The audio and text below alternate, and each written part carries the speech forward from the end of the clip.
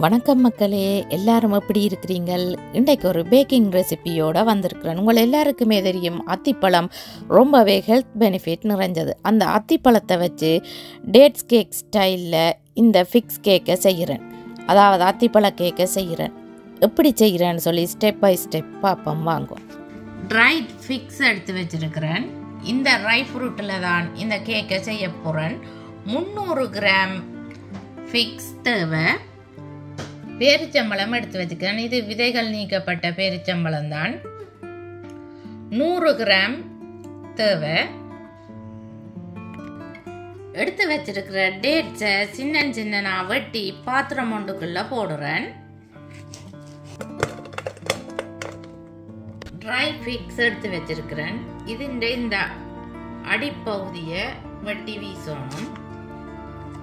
ஃபிக்ஸையும் சின்ன சின்ன வெட்டி எடுக்கணும். வெட்டி வச்சிருக்கிற ஃபிக்ஸ் அதாவது அத்திப்பழங்களையும் அதே பாத்திரத்துக்குள்ள போடுறேன். இந்த பாத்திரத்துக்குள்ள டேட்ஸ் போட்டனோ அதே பாத்திரத்துக்குள்ள போடுறேன். ஒரு கப்புக்குள்ள டீ பேக்ஸ் போடுறேன். 4 டீ பேக்ஸ் போடுறேன். நீங்கள் லூஸ் ஸ்டைல் எடுக்க போறீங்கன்னு சொல்லி சொன்னா 15 to 20 கிராம்ஸ் எடுக்கலாம். ஹாட் வாட்டர் விட்டு கொஞ்ச நேரம் ஊற விடணும். 1/4 டீஸ்பூன் கராம்பு தூள் போடுறேன். 2 table spoon cocoa powder. Cocoa powder optional தான், நீங்கள் விரும்பினால் போடலாம். கொக்கோ பவுடர் கூட போட்டீங்கன்னு சொல்லி சொன்னா கைக்கும், அதுக்கேற்ற மாதிரி போடணும். பைகார்பனேட் சோடா எடுத்து வச்சிருக்கிறேன். 1/2 டீஸ்பூன் பைகார்பனேட் சோடா. எல்லாத்தையும் இந்த ஃப்ரூட்ஸுக்குள்ள போட்டுட்டு தேயிலை சாயத்தை விட்டு ஊற விடணும்.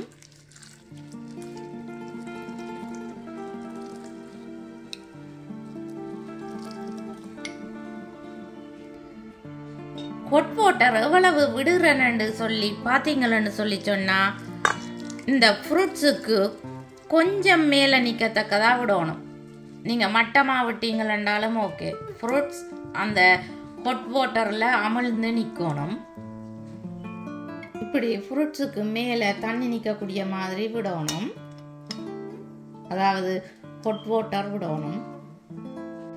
இந்த ஃப்ரூட்ஸை 1 to 3 hours ஊற விட்டா காணும். இது சாஃப்ட் ஃப்ரூட்ஸ்ன்னு சொல்லி சொன்னபடியா 1 to 2 hours ஊற விட்டா காணும்.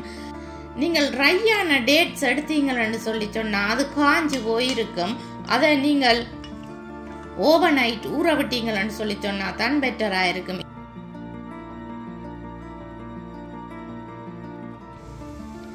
450 gram margarine, 1 teaspoon baking powder, 1 teaspoon vanilla,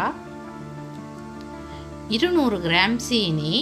உங்களுக்கு அதிக இனிப்பு விருப்பம் இல்லைன்னு சொல்லி சொன்னால் 100 கிராம் சீனியும் போடலாம். ஒரு கண்டென்ஸ் மில்க் 397 கிராம் இருக்குது. 300 கிராம் பிளேன் ஃப்ளவர், 200 கிராம் ரவை. எடுத்து வச்சிருக்கிற 200 கிராம் ரவையையும் வறுத்தெடுக்கணும். இந்த ரவை நல்ல மொறுமொரண்டு வரணும். அதோட இந்த ரவையில இருந்து வாசமும் வரும். அப்படித்தான் இந்த ரவை வறுபட்டதை கண்டுபிடிக்கலாம். இப்ப ரவையில இருந்து வாசம் வர தொடங்கிட்டது. நல்ல மொறுமொரண்டும் இருக்குது. இப்போ அடுப்பு ஆஃப் பண்றேன். ரவையை எப்படியே கொஞ்ச நேரமா ரவிடணும். ஊற வச்ச ஃப்ரூட்ஸ் எப்படி இருக்குதுன்னு பார்த்தீங்களா? ஹாட் வாட்டர் எல்லாத்தையும் இழுத்து நல்ல வடிவா ஊதி வந்திருக்குது. இந்த ஃப்ரூட்ஸை கேன் மிக்சர் அல்லது மேஷர் கிரைண்டர் எதில் வேணுமென்றாலும் அரைச்செடுக்கலாம். உங்களுக்கு ஃப்ரூட்ஸ் வந்து பீசஸாக வேணுமென்று சொல்லி சொன்னால் நீங்கள் மேஷரால் மேஷ் பண்ணி எடுக்கிறது தான் பெட்டர்.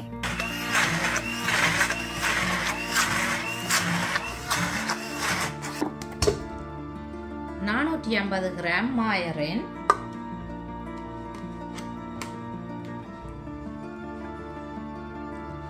1/4 டீஸ்பூனை விட குறைஞ்சளவு உப்பு, 200 கிராம் சீனி இவ்வளத்தையும் போட்டு ஸ்டாண்ட் மிக்சரில் பீட் பண்ணி எடுக்கிறேன். மாயரினும் சீனியும் பேல் கலராக வெறுந்தனைக்கும் பீட் பண்ணி எடுக்கணும்.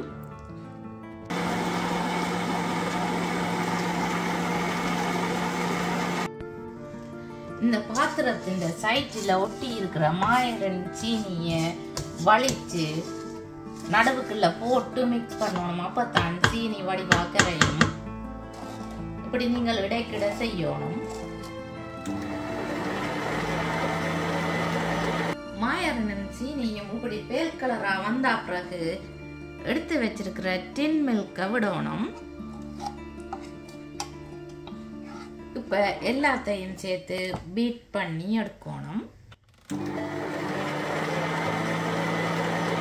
இப்போ அரைச்சி வச்சிருக்கிற இந்த ஃப்ரூட் கலவையை போட்டு மிக்ஸ் பண்ணணும். இந்த ஃப்ரூட் கலவையில் ஃப்ரூட்ஸ் உங்களுக்கு கடிபடணும்னு சொல்லி சொன்னால் நீங்கள் மேஷரால் இந்த ஃப்ரூட்ஸை மசிக்கிறது தான் பெட்டர். அப்படி ஃப்ரூட்ஸ் கடிபடுறது உங்களுக்கு விருப்பம் இல்லைன்னு சொல்லி சொன்னால் நீங்கள் கிரைண்டரில் அரைச்செடுக்கணும் அல்லது ஹேண்ட் பிளெண்டரால் அரைச்செடுக்கணும். நல்ல ஸ்மூத்தான பேஸ்ட்டாக வரணும். இப்போ எல்லாத்தையும் சேர்த்து பீட் பண்ணி எடுக்கணும்.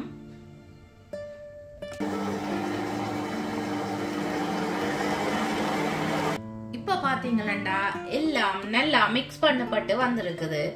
எடுத்து வச்சிருக்கிற மாவுக்குள்ள பேக்கிங் பவுடரை போட்டு அரைச்சி எடுத்து வச்சிருக்கிறேன்.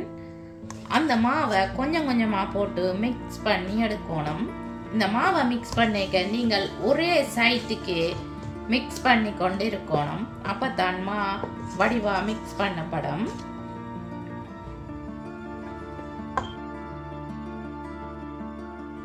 இப்படி மா மிக்ஸ் பண்ணப்பட்ட பிறகு வறுத்து வச்சிருக்கிற ரவையை போடணும். 1/2 டேபிள் ஸ்பூன் சாதிக்காய் தூள், அதாவது நட்மக் பவுடர், 1 டேபிள் ஸ்பூன் வறுத்து பொடியாக்கிய ஏலக்காய் தூள், 1/4 டீஸ்பூனை விட குறைஞ்சளவு கராம்புத்தூள். நாங்கள் ஆல்ரெடி ஃப்ரூட்ஸுக்குள்ள கராம்புத்தூள் போட்டபடியா இதுக்குள்ள கொஞ்சமாக போடுறேன். எடுத்து வச்சிருக்கிற வெனிலாவையும் விடணும். எல்லாத்தையும் சேர்த்து மிக்ஸ் பண்ணி விடணும். நீங்கள் இந்த கேக் பேட்டரை மிக்ஸ் பண்ணிக்கல அது திக்காக இருந்ததுன்னு சொல்லி சொன்னால் நீங்கள் 1 டேபிள் ஸ்பூனோ 2 டேபிள் ஸ்பூனோ தண்ணி ஆட் பண்ணலாம். உங்களுக்கு தேவையான அளவு தண்ணி ஆட் பண்ணலாம். இது கொஞ்சம் திக்காக இருக்குது, அதால் தண்ணி விடுகிறேன். இது 2 டேபிள் ஸ்பூன் தண்ணி விட்டு இருக்கிறேன். டின் மில்க் டின்னை கழுவி எடுத்த தண்ணி, அதுதான் இப்படி ஒயிட் கலரில் இருக்குது. இந்த கேக் பேட்டரை மிக்ஸ் பண்ணி முடிச்ச பிறகு 5 ஹவர்ஸுக்கு பிறகுதான் இந்த கேக்கை பேக் பண்ணி எடுக்க போகிறேன். அப்போ தான் ரவை நல்லா ஊதி டேஸ்டாக வரும். அவனை ஆன் பண்ணி 180 டிகிரி செல்சியஸில் மேலையும் கீழையும் ஹீட் வரக்கூடிய மாதிரியான செட்டிங், அதாவது எலக்ட்ரிக் செட்டிங்கில் விட்டு இருக்கிறேன். நீங்கள் ஃபேனில் பேக் பண்ண போகிறீங்களன்னு சொல்லி சொன்னால் 160 டிகிரி செல்சியஸில் விடணும். 10 மினிட்ஸ் அவனை ப்ரீஹீட் பண்ண விடணும்.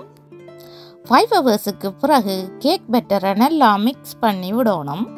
கேக் பேட்டரை நல்லா மிக்ஸ் பண்ணின பிறகு கேக் ரே ஒன்றை எடுத்து அதுக்குள்ளே கிரீஸ் ப்ரூஃப் பேப்பரை போட்டு அதுக்குள்ளே இந்த கேக் பேட்டரை போட்டு பரவி விடணும். கேக் பேட்டருக்கு மேலே கஜுவை சின்ன சின்ன வெட்டிட்டு தேவையான அளவு போடலாம்.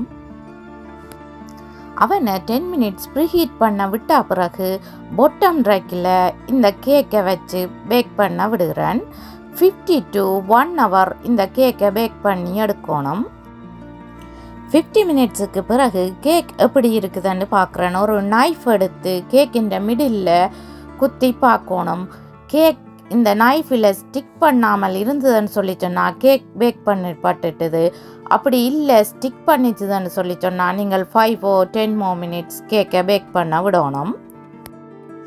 இப்போ கேக் பேக் பண்ண பட்டுட்டுது. அவனுக்குள்ள இருந்து கேக்கை எடுத்து இந்த கேக் ஆறினா பிறகுதான் பீசஸாக கட் பண்ணி எடுக்கணும். கேக் எப்படி வந்திருக்குதுன்னு பார்த்தீங்களா? பார்க்கவே வாயூறுது. கேக் ஆறினா பிறகு பீசஸாக கட் பண்ணி எடுக்கிறேன். நீங்கள் கஜுவை சின்னனா போட்டால் தான் இப்படி வெட்டேக்கில் க்ளீனாக வரும். பெரிய பெரிய கஜுவாக போட்டிங்கள்னு சொல்லி சொன்னால் கேக்கை க்ளீனாக நீங்கள் எடுக்க இயலாது. இப்போ கேக்கை பிச்சு காட்டுறேன் எவ்வளவு சாஃப்டாக அருமையாக வந்திருக்குதுன்றதை பாருங்கோ.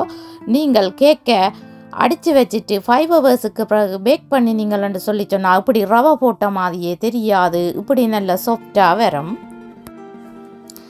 நீங்கள் இந்த கேக்கை சாப்பிடக்க சீட்ஸ் கடிப்படும், ஃபிக்ஸில் இருக்கிற சீட்ஸ் கடிப்படும். நீங்களும் இந்த ரெசிபியை ட்ரை பண்ணி பார்த்து எப்படி வந்தேன்னு சொல்லி ப்ளீஸ் மறக்காமல் எனக்கு கமெண்ட் போடுங்க. மீண்டும் இன்னும் ஒரு இன்ட்ரெஸ்டிங்கான ரெசிபியில் உங்களை சந்திக்கும் வரை உங்களிடமிருந்து விடைபெறுவது உங்கள் மதி. பாய்.